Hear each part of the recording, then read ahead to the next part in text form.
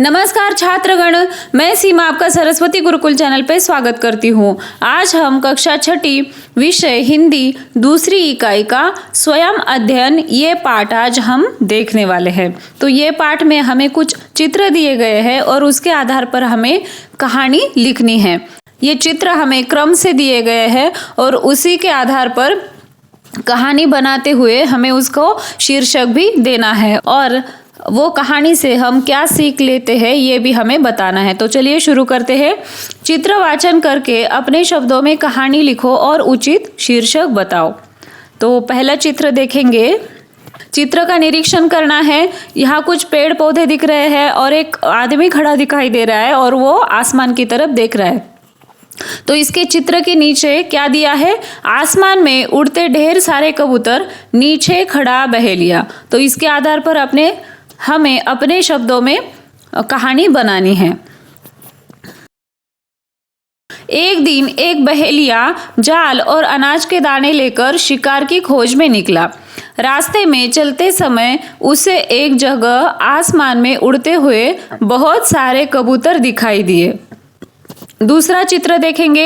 ये आदमी क्या कर रहा है या फिर ये बहेलिया यानी शिकारी क्या कर रहा है? बहेली द्वारा जाल बिछाना, दाना बिखेरना। तो अपने शब्दों में कैसे लिखेंगे? उसने कबूतरों को देखा और फौरन जमीन पर जाल बिछा दिया और जाल के ऊपर अनाज के दाने बिखेर दिए। वो पास के एक पेड़ के पीछे छुप गया। उसके बाजू में या पीछे बहुत सारे पेड़ दिख रहे हैं। वो उस पेड़ के पीछे छुपकर इंतजार करता रहा। तीसरे चित्र में हमें क्या दिख रहा है? कबूतरों का दाना चुगना। वो दाने देखकर कबूतर नीचे आए और दाना चुग रहे। तो इसको अपने शब्दों में कैसे लिखेंगे? कबूतरों की नजर दाने पर पड़ती है, उसे खाने के लिए वह उस पर टूट पड़े और दाना चुगने लगे। चौथे चित्र में हमें क्या दिख रहा है? कबूतरों का जाल में फंसना। ये कबूतर सभी दाना खाते हुए उनको ध्यान में नहीं आया कि वो जाल में फंस गए। तो इसको हमें अपने शब्दों में कैसे लिखना है देखते हैं। जैसे ही कबूतरों का पेट भर गया वैसे वह उड़ने के लिए तैयार हो गए, लेकिन वह उड़ नहीं पा रहे थे क्योंकि उनके पैर जाल में फंस गए थे।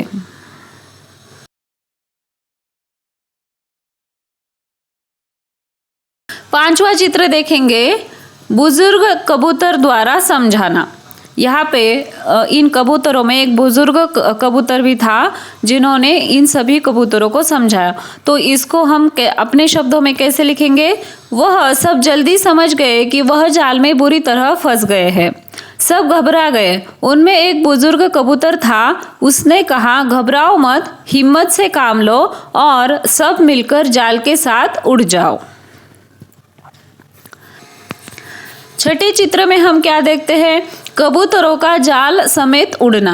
अभी ये सभी कबूतरों ने वो बुजुर्ग कबूतर की बात मान के सभी कबूतर उड़ गए जाल के साथ। अपने शब्दों में कैसे लिखेंगे? बुजुर्ग कबूतर की बात मानकर सब कबूतर जाल के साथ उड़ गए।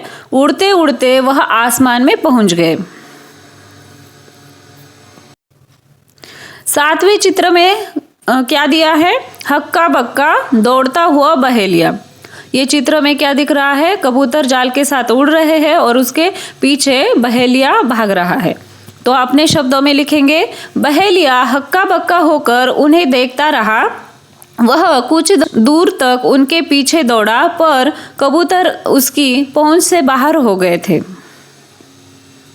उसने वो पंछी जाल के समेत पकड़ने की कोशिश की, लेकिन वो बहुत ऊपर और दूर उड़ गए थे। आठवें चित्र में क्या दिखता है? दूर पहाड़ों की खाई में कबूतरों का जाल समेत उतरना।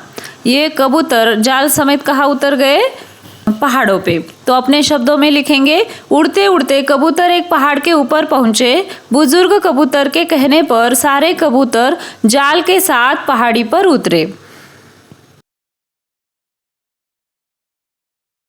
आगे के चित्र में हमें कुछ भी नहीं दिया है और हमें सोचने के लिए कहा है। अभी इसके आगे क्या हुआ होगा? ये कबूतर जाल के समेत पहाड़ पर उतरे हैं, तो उसके आगे क्या हुआ होगा?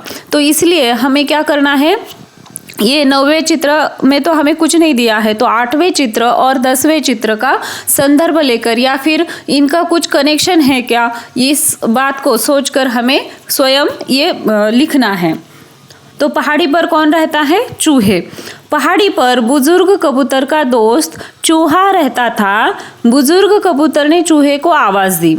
चूहा झटपट बाहर आया। उसने जाल काटकर कबूतरों को आज़ाद कर दिया। अब हम सब लोगों को पता है चूहा क्या करता है? कुतरता है। इसलिए कबूतर ने चूहे की मदद से वो जाल कुतरवाया और आज़ाद हो गया। आया समझ में? और इससे हमें क्या सीख मिलती है? एकता में ही बल है। तो कहानी का शीर्षक हम क्या देंगे? एकता ही शक्ति है। आया समझ में? आई होप आपको ये कहानी अच्छे से समझ में आ गई होगी।